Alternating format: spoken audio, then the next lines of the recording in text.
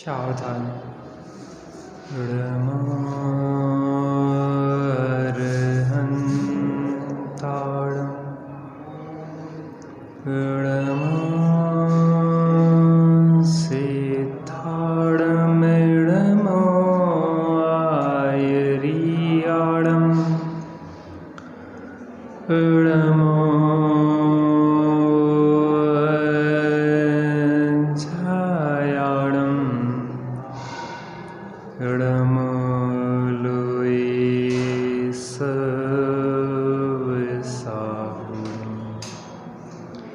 मंगलम भगवान वीरो मंगलम गौतमो गणी मंगलम कुंद कुंदाद्यो जैन धर्मोस्तु मंगलम सर्वमंगल मांगल्यम सर्वकल्याणकारकम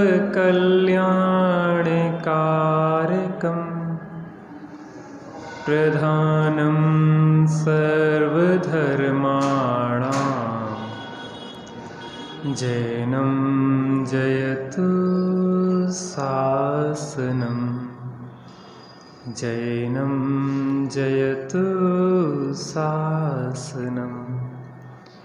नमः श्री वर्धमानाय निर्धूत कलिलात्मने सालोकानां त्रैलोकानां यद्विद्यादर्पणायते। भगवान मेरी नैया उस पार लगा देना, लाखों को वारा है मुझको भी तेरा देना। भगवान मेरी नैया पार लगा देना। व्यवहार में ऐसा ही कहा जाता है, क्योंकि अगर वीतरागी सर्वज्ञ देव के द्वारा बताया हुआ यह रत्नत्रय में मुक्ति का मार्ग हमें प्राप्त नहीं होता तो हम ऐसे ही भटकते रहते संसार में। सर्व ही अरहंत ने विधि नष्ट कीने, जिस विधि सबको बताई बह विधि हो नमन उनको सब विधि। लेकिन दूसरा पक्ष भी है, अनेकांत है इसमें। भगवान अगर पार लगाते होते तो सबको लगा देते, तो कुछ ही जीव पार क्यों पा पाते हैं। अनंतानंत जीव राशि में अगर विचार किया जाए तो समुद्र में अगर जीव राशि समुद्र बराबर मानी जाए तो मोक्ष जाने वाले उसमें एक बूंद जितने हैं तीन काल में। और अगर भगवान पार लगाते होते तो सबको पार हो जाना चाहिए था, क्योंकि जे त्रिभुवन में जीव अनंत सुख चाहें दुखते भयवंत। बात ये भी बिल्कुल सत्य है कि भगवान पार लगाते हैं, और ये भी बिल्कुल सत्य है कि जो पार लगना चाहता है उसी को पार होने में वह सहयोगी होते हैं। हम पार होना ही नहीं चाहते, कोई ज़बरदस्ती पार थोड़ी ना कर देगा। और अगर ज़बरदस्ती की भी जाए तो ज़बरदस्ती जिसको मोक्ष पहुंचा दिया जाए उसको वो वापसी आने की भी इच्छा रखेगा कि अब तो चलो भैया देख लिया, क्या करेंगे बैठे बैठे। और यहाँ भी तो अपन देखते हैं शांति से हम बैठ कहाँ पाते हैं, दो क्षण भी तो भगवान के सामने बैठ नहीं पाते हैं। तो जहाँ मोक्ष में कोई भी काम नहीं है वहाँ पे भी बेचारा आदमी कितना दुखी हो जाएगा। मोक्ष तो उसको एक कारागृह से ज़्यादा भाषित नहीं। फिर कौन पार होते हैं, भगवान किसको पार लगाते हैं? जो पार होना चाहते हैं उन्हें भगवान पार लगाते हैं, या यूँ कहें कि जो पार होना चाहते हैं भगवान उनको ही पार होने में निमित्त होते हैं। किनको होते हैं निमित्त? जो पार होना चाहते हैं। हम नहीं मोक्ष जाना चाहते, हम नहीं सुखी होना चाहते, तो भगवान जबरदस्ती मोक्ष नहीं पहुंचाएंगे। हमें वो मार्ग तो बता सकते हैं, मोक्ष का मार्ग तो बता सकते हैं, लेकिन चलना तो हमें स्वयं होगा। अपनी चर्चा हो रही है डॉक्टर हुकमचंद जी भारिल के द्वारा रचित बहुत सुंदर रचना, या कहें कि एक प्रवचन है, मैं स्वयं भगवान हूँ। मैं भगवान हूँ कि मुझे भगवान होना है, इस पे काफ़ी अपनी चर्चा हुई है। एक अपेक्षा कहती है कि मैं भगवान हूँ और एक अपेक्षा कहती है कि मुझे भगवान होना है। अभी अनेकांत की चर्चा कितनी सुंदर सुबह चल रही है त्यागी साहब के माध्यम से। इस बात को बहुत अच्छे से समझना होगा हमें। अनेकांत नहीं समझने से हम भी सांख्य मतियों जैसे या तो सर्वथा आत्मा को कूटस्थ ध्रुव अकेला मान लेते हैं, अपरिणामी मान लेते हैं, या बौद्ध मत की तरह क्षण क्षण में उत्पन्न और नाश होने वाला क्षणिक मान लेते हैं सर्वथा, जो सब एकांती हैं। और आगे जो श्लोक आने वाले हैं उसमें पशु कहा है। बुरा लगता है, थोड़ा दुख भी होता है, लेकिन ये किसी दूसरे की बात नहीं है। जो निश्चयाभासी है, व्यवहाराभासी है, वो सब एकांती ही है। और आचार्य देव वहाँ कह रहे हैं पशु हो तुम। जैसे कि पशु को कोई भी ज्ञान नहीं होता, कोई विवेक नहीं होता, जो कि हलवा और घास या लड्डू और घास मिला के खाता रहता, उसको कोई भेद नहीं होता कि कौन लड्डू है और कौन घास है। ऐसे ही मूढ़ प्राणी अज्ञान में कुछ भी करता रहता है, उसको कोई होश नहीं। ऐसे जीवों की मुक्ति नहीं होती। तो भगवान हूँ और भगवान होना है, ये दो चीज़ें हैं। स्वभाव से सभी जीव भगवान हैं और पर्याय में उन्हें भगवान होना है। देखते हैं पृष्ठ नंबर 5। भाई भगवान भी दो तरह के होते हैं। एक तो वे अरहंत और सिद्ध परमात्मा जिनकी मूर्तियां मंदिरों में विराजमान है। एक परमात्मा कार्य परमात्मा जिनकी मूर्तियां कहाँ विराजमान है? मंदिरों में विराजमान है। और उन मूर्तियों के माध्यम से हम उन मूर्तिमान परमात्मा की उपासना करते हैं। यहाँ मूर्ति को देखते हैं, वहाँ मूर्तिमान दिखता है। आपको महिलाओं को, माताओं को ज़्यादा अनुभव है। बच्चे की फ़ोटो सामने होती है तो फ़ोटो दिखना बंद होती है और बच्चा दिखने लगता है। मेरा बच्चा कहाँ होगा, कैसा होगा, बाहर रहता हो, पढ़ता हो, विदेश में गया हो, मेरा बच्चा, पूरी पिक्चर चलना शुरू हो जाती है। और हमारी मम्मी के साथ तो और अच्छा होता है कि व्यर्थ की कल्पनाएं कर करके दुखी होती रहती है। हमारा बच्चा ऐसो परेशानी में हुई है, हमारा बच्चा ऐसो ही है, जबकि हमें कोई समस्या नहीं है, हम बहुत आनंद में। अरे नहीं क्या बताएं। और अधिकतर व्यर्थ की कल्पनाएं कर करके व्यक्ति दुखी होता रहता। हम खूब समझाते रहे कि हम बहुत आनंद में हैं, लेकिन माँ का मन तैयार नहीं होता है मानने को। कुछ ना कुछ निकालते रहते हैं। हम ये कहते हैं कि हम ही दुखी होंगे तो बेचारे और लोग जिन्हें बहुत समस्या है वो तो और ज़्यादा दुखी होंगे। अरे निर्वृत्ति का मार्ग तो आनंद का मार्ग है। कुछ करना ना धरना, मगन रहना, और फिर उसी में दुख और कष्ट की कल्पनाएं करते रहें तो क्या फायदा। और वास्तविकता में कोई भी समस्याएं तो है नहीं, परिस्थितियां हैं। परिस्थितियों को आप किसी रूप में ले सकते हैं। आप उस परिस्थिति को दुख रूप में ले सकते हैं, उस परिस्थिति को सुख रूप में ले सकते हैं। आपका विचार है। मेहनत करना पड़े तो सोचो कि हमारा कोलेस्ट्रॉल नहीं बढ़ पाएगा, बैठे बैठे लोगों को कोलेस्ट्रॉल बढ़ जाता है। मेहनत करते हैं तो अंत तक घुटने पैर चलते रहेंगे, जैसे आपके चल रहे हैं, अपना काम खुद कर रहे हैं। अब आप यानी कि बहू में खूब कहते हैं कि आ जाओ आ जाओ, वो कहते नहीं हम तो अपना बढ़िया तक चल रहे हैं, हाथ पाँव चला रहे सो चल रहे, और जी ना चला वो बंद कर दो सो जो सब जाम हो जाएंगे। ये सुविधाएं नहीं है, जी दुविधाएं हैं। तो हम सोचते हैं कि हम तो मस्ती में हैं, आराम से खाओ पियो मस्त रहो। मस्ती जो बहुत महंगी पड़ेगी, जब शरीर काम बिल्कुल जाम हो जाएगा, शिथिल हो जाएगा, खा खा के बीमारियां हो जाएंगी 1000 प्रकार की। तो परिस्थिति कुछ भी हो सकती है। मेहनत तो मजदूरी करना पड़ रहा है। सही बताएं, मजदूरों को नहीं होते रोग। जो आज पैसा वालों को रोग हो रहा है ना, कोलेस्ट्रॉल बढ़ रहा है, डायबिटीज़ हो रही है, ये हो रहा है, वो हो रहा है, और हम सही बताएं वो ये बेमाल सब करते रहते, उसके बाद भी ठीक चलती रहती गाड़ी। मेहनत करते हैं इसलिए वो शराब भी पचा जाते हैं। विटामिन डी की कमी हो रही, क्यों हो रही? क्योंकि धूप में बैठना नहीं चाहते, एसी में आराम से, बहुत बच्चों को कोई तकलीफ नहीं होना चाहिए, एसी लगवा दिया हमने तो। भाई साहब ये एसी बहुत महंगा पड़ेगा, क्यों? क्योंकि धूप चाहिए, विटामिन डी कम हो रही है, विटामिन B12 कम हो रहा है, अनेक प्रकार की समस्याएं बन रही हैं। ये बहुत महंगा है, काल्पनिक दुख है।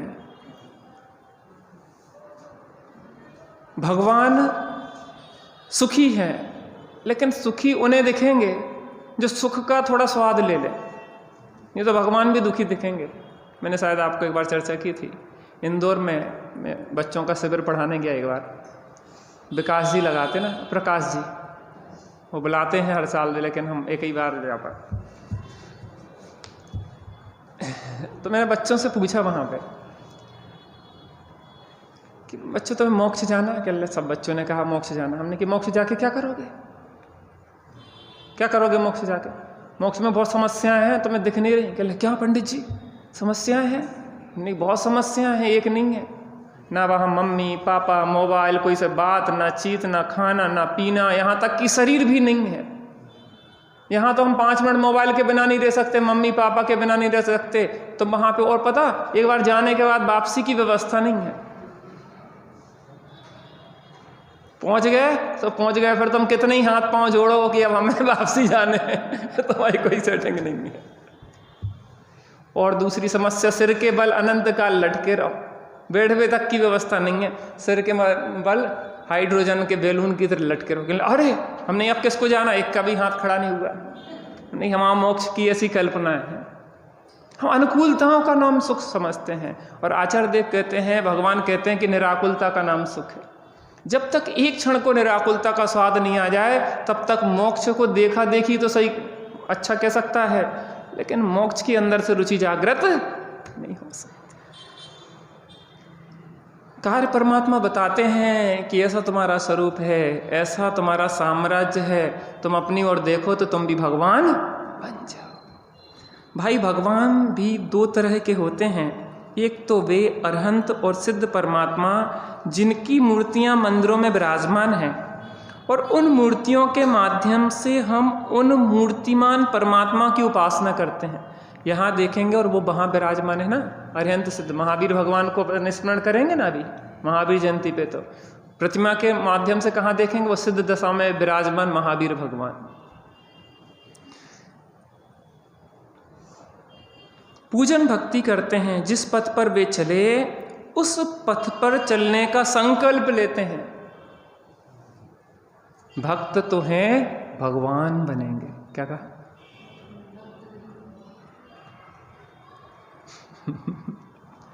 हमने कुछ और बोला। भक्त तो है, भगवान। बिना भक्त बने भगवान कोई आज तक बना नहीं है, और भक्त बने रहने वाला भी आज तक कोई भगवान नहीं बना। क्या कहा? बिना भक्त बने आज तक कोई भगवान नहीं बना, और भक्त बने रहने वाले भी भगवान आज तक नहीं बने। अरे भक्ति भी आना चाहिए। भक्ति आप लोग कर रहे थे। दिन भर की टेंशन तनाव को दूर करने का सबसे अच्छा साधन है भक्ति। पद्म प्रभु मलधारी देव नियमसार की टीका में कहते हैं कि भव के भय का भेदन करने वाले भगवंतों के प्रति तुझे भक्ति नहीं आती तो संसार रूपी समुद्र में स्थित मगरमच्छ के मुंह में है। कब वो दबा दे, कब चले जाएं, पता पड़े कि वे बहुत अच्छे थे भैया जी और वे राम को प्यारे हो गए। कौन है सहारा इस संसार रूपी रेगिस्तान में, जिन मंदिर कल्प वृक्ष के समान है? नहीं लगता आपको कि थोड़ी देर बैठ के यहाँ पे शांति से हम अपने दिन भर की चें चें चें चें चें चें कसायों में, क्षण क्षण कसायों के प्रसंग ही बने जहाँ, मोही जनों के संग में सुख शांति है कहाँ? है शांति? बहू हो आ गई, नाती पोता भी हो गए, अब क्या है? सुख शांति है। कई बार ऐसा लगा कि ये भीड़ भड़क्का में और परेशान हो गए, नहीं लगता आप लोगों को? लगता कि नहीं लगता? और फंस गए नाती पोतों के मुंह में। इससे अच्छे तो पहले ही अच्छे थे, चेपों में और दिमाग खा लेते, ना तो माला फेरन देत, ना सामाई करन देत, ना कछु कोई खानतान रहो, कोनो कछु कर रहा। क्या कर रहा है आखिर हम?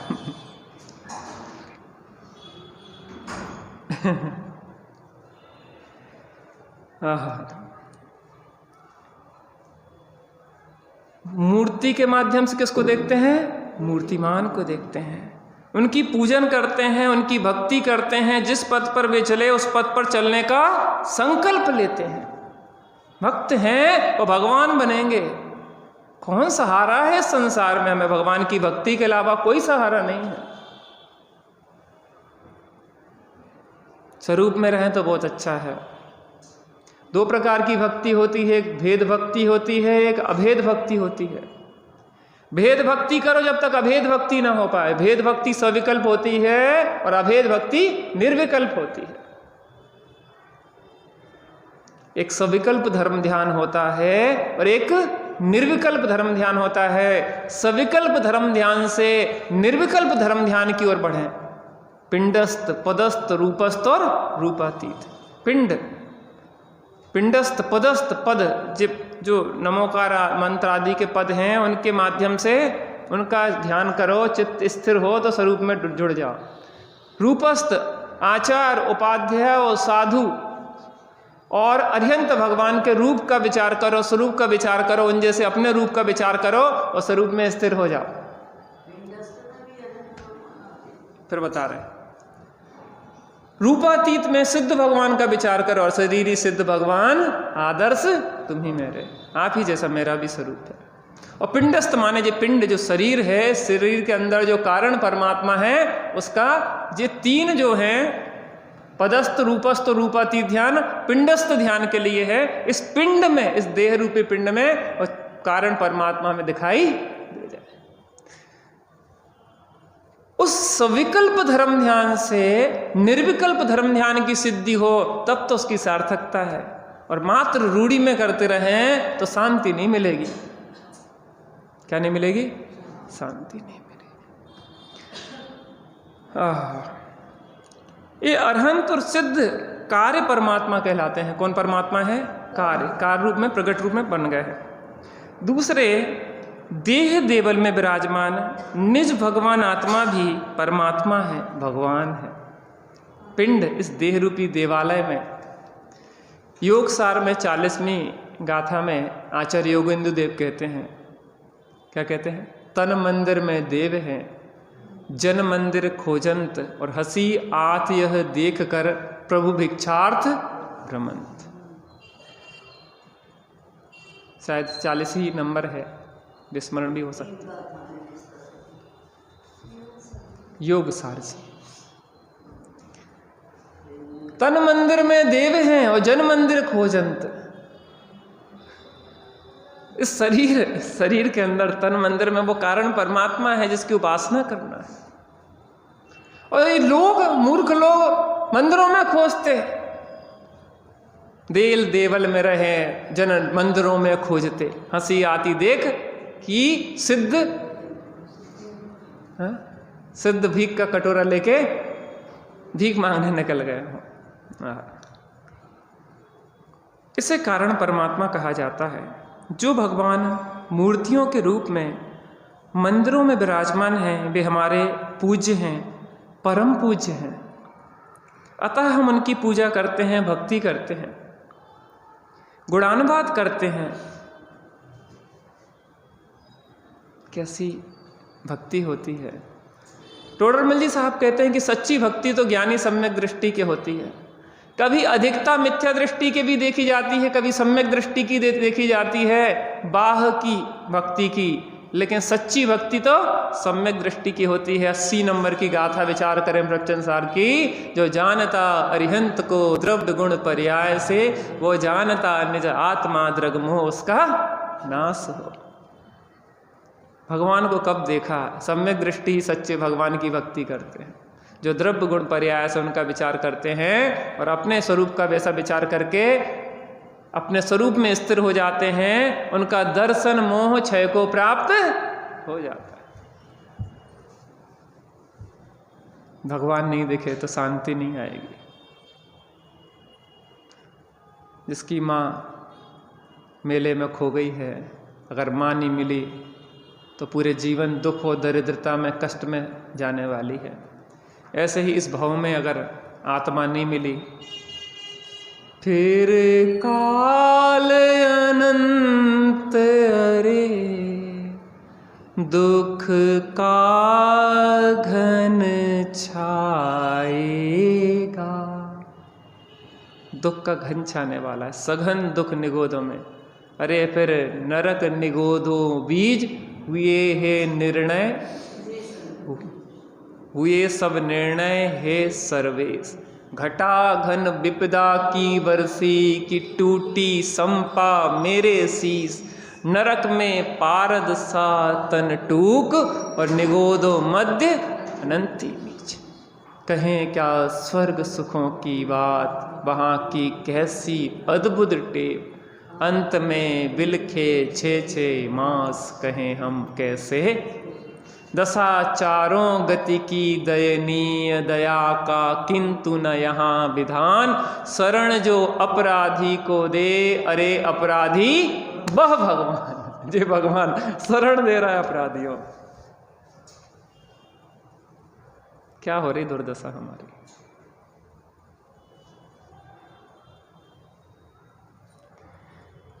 दूसरे देह देवल में विराजमान निज भगवान आत्मा भी परमात्मा है, भगवान है। इसे कारण परमात्मा कहते हैं।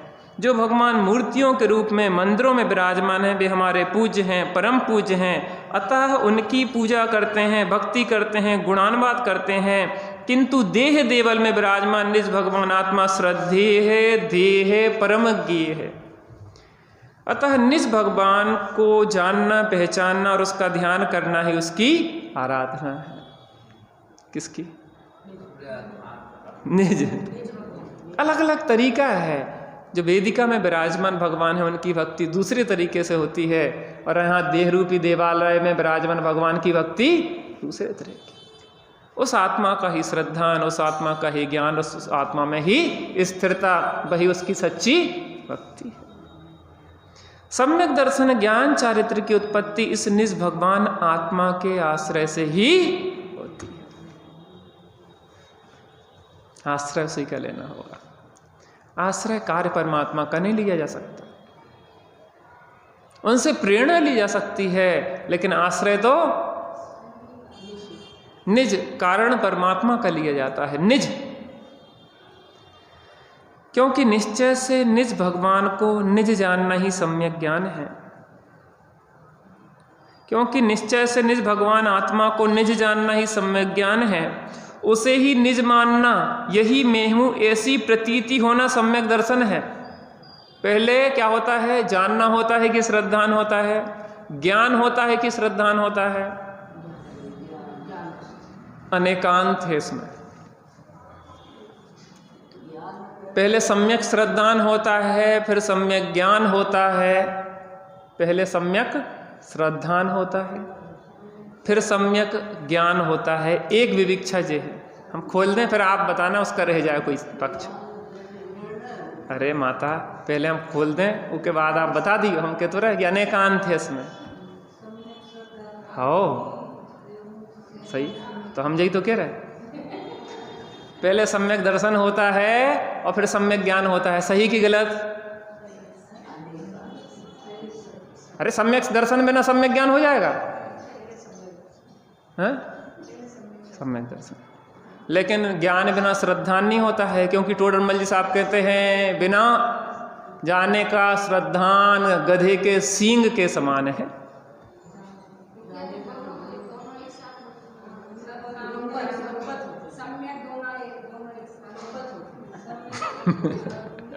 चर्चा तो कर रहे हैं अपन, इसलिए तो बैठे हैं तत्व चर्चा के लिए।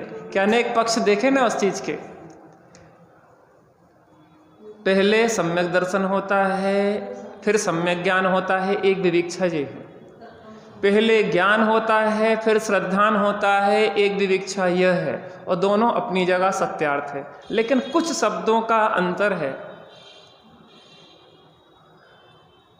जो पहले पक्ष में हमने चर्चा की है कि पहले सम्यक श्रद्धान होता है फिर सम्यक ज्ञान होता है, यह कहा। और दूसरे पक्ष में कहा पहले ज्ञान होता है फिर श्रद्धान होता है। यहां सम्यक ज्ञान नहीं लगाया, यहां ज्ञान लगाया। इस बात को ध्यान रखना पड़ेगा। पहले जानेंगे।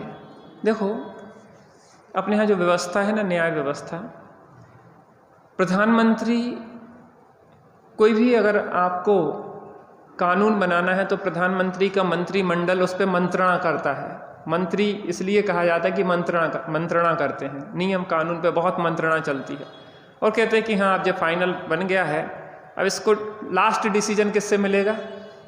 राष्ट्रपति से। राष्ट्रपति की मोहर अनिवार्य है, तब कोई नियम कानून लागू हो सकता है। ऐसे ही ज्ञान अपने ही सब निर्णय करेगा, ज्ञान का पूरा काम चलेगा। श्रद्धान का काम है समर्पण। ज्ञान गलत डिसीजन देगा तो श्रद्धान उस पर मोहर लगा देगा, ज्ञान सही डिसीजन देगा तो श्रद्धान उस पर मोहर लगा देगा। ज्ञान ने अगर सही डिसीजन दिया तो सम्यक श्रद्धान हो जाएगा, और सम्यक श्रद्धान पूर्वक जो ज्ञान है वो भी सम्यक नाम पाने लग जाएगा। और ज्ञान ने अगर गलत डिसीजन दिया तो श्रद्धान विपरीत हो जाएगा, और जो ज्ञान है वो मिथ्या ज्ञान कहलाने लग जाएगा। तो इस तरफ से विचार करते हैं कि जब ज्ञान निर्णय देता है तो सम्यक श्रद्धान होता है, तो पहले उसमें ज्ञान को कहा जाता है। और फिर इस तरफ से कहते हैं कि सम्यक श्रद्धान होता है तभी सम्यक ज्ञान होता है, तो पहले सम्यक श्रद्धान को कहा जाता है। ऐसे दो पक्ष ज्ञानियों आचार्यों के मंतव्य रहते हैं, इसको अपन समझना। और कोई तीसरा पक्ष हो तो और आप बता दो, है ना? ये दो ही है ना? दोनों साथ कैसे लेंगे आप बताओ?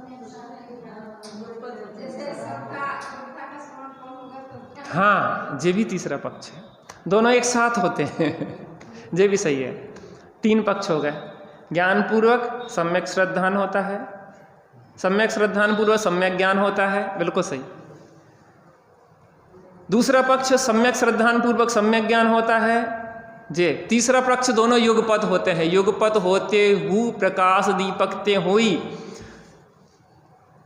लेकिन उसमें कारण कार्य संबंध भी जोड़ना पड़ता है। क्या संबंध है कारण कार्य? पहले सम्यक दर्शन को कारण कहा जाता है और सम्यक ज्ञान को कार्य कहा जाता है। जैसे दीपक और प्रकाश एक साथ होते हैं, लेकिन दीपक को कारण कहा जाता है और प्रकाश को कार्य कहा जाता है। तीसरा पक्ष भी हो गया। अपन तो अनेकांत है, इसलिए अनेक विविक्षाएं, उसको बराबर समझो, कहाँ कौन सी बात है उसको बराबर समझना चाहिए। बहुत बढ़िया। आहा, सम्यक दर्शन ज्ञान चारित्र की उत्पत्ति इस निज भगवान आत्मा के आश्रय से ही होती है, क्योंकि निश्चय से निज भगवान आत्मा को निज जानना ही सम्यक ज्ञान है। उसे ही निज मानना, यही मैं हूँ, ऐसी प्रतीति होना सम्यक दर्शन है। और उसका ही ध्यान करना, उसी में जम जाना, रम जाना, लीन हो जाना सम्यक चारित्र है। अष्टद्रव्य से पूजन मंदिर में विराजमान पर भगवान की जाती है। जय जय नाथ परम गुरु होए। 10 लक्षण पर्व चल रहे हैं, 16 कारण पर्व चल रहे हैं। किनकी पूजन की जा रही है? भगवान जो वेदी में विराजमान है, काय से की जाती है? अष्टद्रव्य से। आहा। पर हाँ, अष्टद्रव्य से पूजन मंदिर में विराजमान पर भगवान की जाती है, और ध्यान शरीर रूपी मंदिर में विराजमान निज भगवान आत्मा का किया जाता है। अष्टद्रव्य से पूजन किसकी होगी? वेदी में विराजमान भगवान की। और ध्यान किसका होगा? निज भगवान का।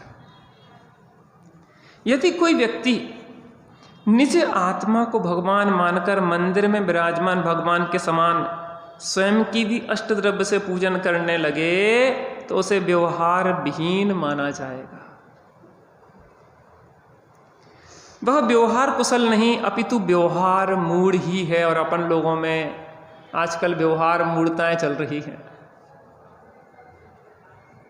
तीर्थंकर घोषित करके और उनकी पूजन अर्चना होने लगी है। ये गलत परंपराएं हैं। देखो, अपने यहाँ जो बात प्रामाणिक मानी जाती है वो तीर्थंकर परमात्मा की बात प्रामाणिक है, और उनकी दिव्य ध्वनि में अगर आ रहा है तो वो बात प्रामाणिक है। हम और आप जैसे लोगों को अगर कोई चीज़ भाषित होती है तो वो प्रामाणिक नहीं मानी जा सकती है। यद्यपि आपकी बात सही भी हो सकती, लेकिन गलत भी हो सकती।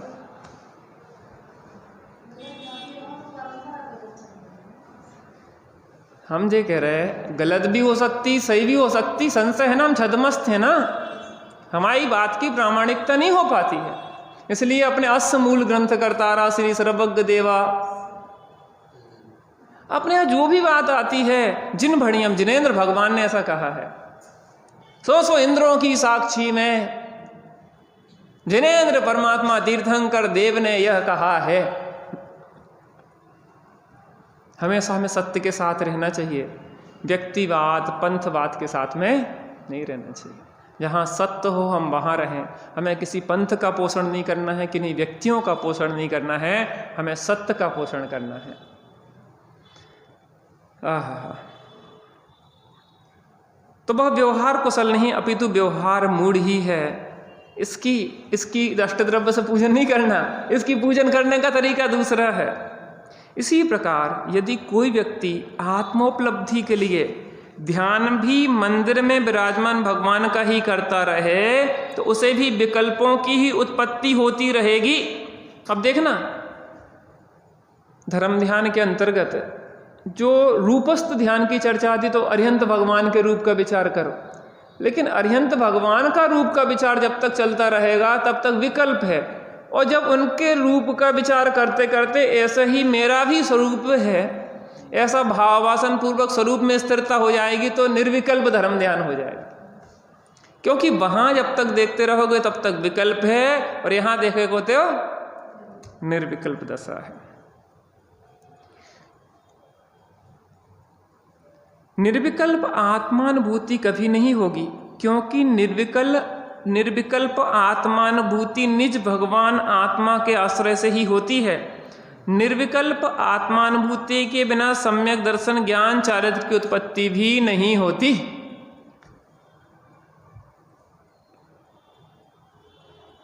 निज आत्मा की अनुभूति के बिना शांति आने वाली नहीं है।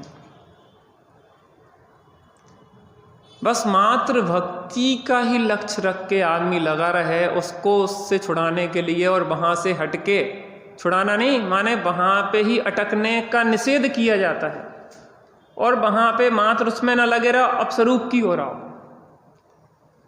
कोई पूजा में लगा हो, भैया पूजा में कछु नहीं धरो, कुछ देर स्वाध्याय करू करे। कोई स्वाध्याय में लगा रहे, स्वाध्याय नहीं, थोड़ी देर सामायिक करू करे, थोड़ी शांति से बैठू करे, भगवान को ध्यान से देखू करे। भगवान को देखने की कहीं वो भगवान ही को देखने लगो। अरे भगवान को देखो, वो कार्य परमात्मा है, कुछ देर कारण परमात्मा को भी तो देखा करो। कौन कहाँ है? श्री गुरु तो सबके उपकारी हैं। मुनिराज जंगल में बैठे हैं, वहाँ पे एक भील मिलेच्छ चंडाल आके बैठ गया। महाराज हमारा कल्याण हो जाए। हाँ बैठ जाओ भैया। एक व्यक्ति सेठ जी थे, टाइम नहीं रहता था, मरने से फुर्सत नहीं थी, भी आके बैठ गए। महाराज हमें भी कुछ कल्याण हो जाए, नहीं कि बैठ जाओ। एक श्रावक जो मंदिर जाता था, पूजन करता था, वो भी बैठ गया। एक स्वाध्याय करता था, वो भी बैठ गया। महाराज ने सबको बिठा लिया। पहले भील से पूछा, भैया क्या करते हो? कि ये हम तो जानवरों को मारत हैं, खाते हैं, बेचत हैं। अरे ये तो बहुत बुरी बात है। अपने जैसे जीव हैं वो, उन्हें जैसे तुम्हें कष्ट होता ना वैसे उन्हें भी कष्ट होता। ऐसा काम बुरा है, नहीं करना चाहिए, छोड़ो सब चीज़ें। महाराज और कछु जानत नहीं है, बाप दादा से एक ही काम देखो, मारो काटो मारो काटो, मांस ही खाते हैं। कछु तो करो, कछु तो नियम लो। अब आए हो हमारे पास में, श्री गुरु तो सबके उपकारी है। काय को मांस नहीं खाते? उन्होंने कि महाराज आज तक कौआ को नहीं खा। कि इतना नियम ले लो कि मर जाएंगे लेकिन कौए का मांस नहीं खाएंगे। पता आचार्य देव जानते हैं कि एक छोटा सा नियम नहीं है, जो बहुत बड़ा नियम है। इसको यहाँ से कहाँ तक ले जाएगा इसको आचार्य देव जानते हैं। उसको ये नहीं कहेंगे कि पूजा न करूँ करे, क्योंकि वो कहाँ खड़ा है अभी, उसको उस जगह से आगे बढ़ाना है। सेठ जी को मरने के कारण टाइम नहीं था। अरे मरने का नहीं, मरने का भी टाइम नहीं था, व्यापार धंधे के मारे। सुनने का कि भैया मंदिर पूजन वूजन करवे, दर्शन करवे जाके, महाराज टाइम ही नहीं है, मरवे की फुर्सत नहीं है। अरे मंदिर जाना चाहिए, कैसे जैन तुम मंदिर ही नहीं जाते? कहले महाराज देखो हमारे पास टाइम नहीं है, व्यापार धंधा सुबह से शुरू हो जा, सो हम तो नहीं जा पा। कोई बात नहीं, तुम खिड़की खोलते हो तो कौन दिखता है? कहले गधेरा का घर है, सो गधा दिखता है सुबह से। कोई बात नहीं, तुम्हारा भी कल्याण हो जाएगा। तुम एक नियम ले लो, गधे को देख के ही सुबह का भोजन करेंगे। कहले इसमें क्या है? भाटा खोलते से ढेंचू ढेंचू सुनाई देती है रोज हमें। चलो ठीक है, उसने भी नियम ले लिया तो उसका भी कथा प्रसिद्ध है, हम कथा नहीं सुना रहे, कि उसका भी कल्याण हो गया। तीसरे पूजन, मंदिर जाता था तो उससे कहा पूजन किया करो। उसके आगे एक पूजन करता था तो उससे क्या कहा महाराज ने? स्वाध्याय किया करो। स्वाध्याय करता रहता था तो उससे कहता कि थोड़ी देर भगवान जैसे बैठ के सामायिक किया करो, ध्यान किया करो। अरे आप कहाँ बैठे हैं? आचार्य देव वहाँ से आगे बढ़ाने का प्रयास करते हैं। उनका एक ही लक्ष्य है कि हर जीव उस कारण परमात्मा को पहचाने और स्वयं पर्याय में कार्य परमात्मा बन जाए।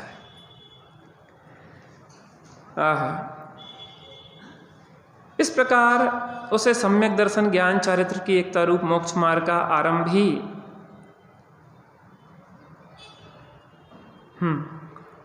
इसी प्रकार यदि कोई व्यक्ति आत्मोपलब्धि के लिए ध्यान भी मंदिर में विराजमान भगवान का ही करता रहे तो उसे भी विकल्पों की उत्पत्ति होती रहेगी। निर्विकल्प आत्मानुभूति कभी नहीं होगी, क्योंकि निर्विकल्प आत्मानुभूति निज भगवान आत्मा के आश्रय से ही होती है। निर्विकल्प आत्मानुभूति के बिना सम्यक दर्शन ज्ञान चारित्र की उत्पत्ति भी नहीं होगी। इस प्रकार उसे सम्यक दर्शन ज्ञान चारित्र की एकता रूप मोक्ष मार्ग का आरंभ ही नहीं होगा। इसलिए यहाँ कह रहे हैं कि मैं स्वयं भगवान हूँ, स्वभाव से भगवान हूँ और पर्याय में भगवान बनना है। जिस प्रकार वह रिक्शा वाला बालक रिक्शा चलाते हुए भी करोड़पति है, उसी प्रकार दीनहीन हालत में होने पर भी हम सभी स्वभाव से ज्ञानानंद स्वभावी भगवान हैं, कारण परमात्मा हैं। यह जानना मानना उचित ही। हम भी कैसे हैं? कारण परमात्मा।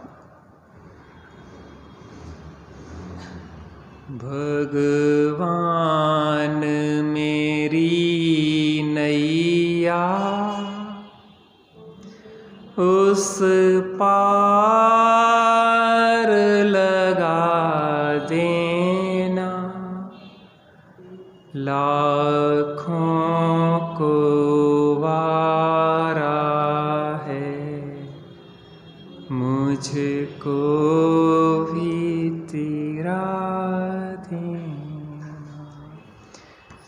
निज निधि निज में बताई, बेकार है उसके लिए जिन्हारी माँ को वंदना।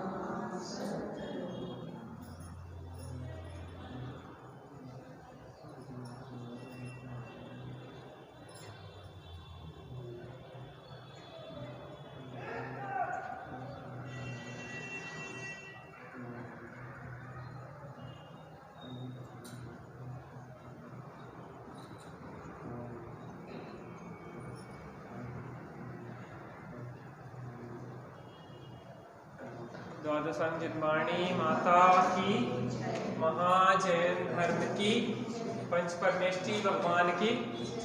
एक मिनट रुक जाए, जिनवाणी विराजमान हुए। बस जा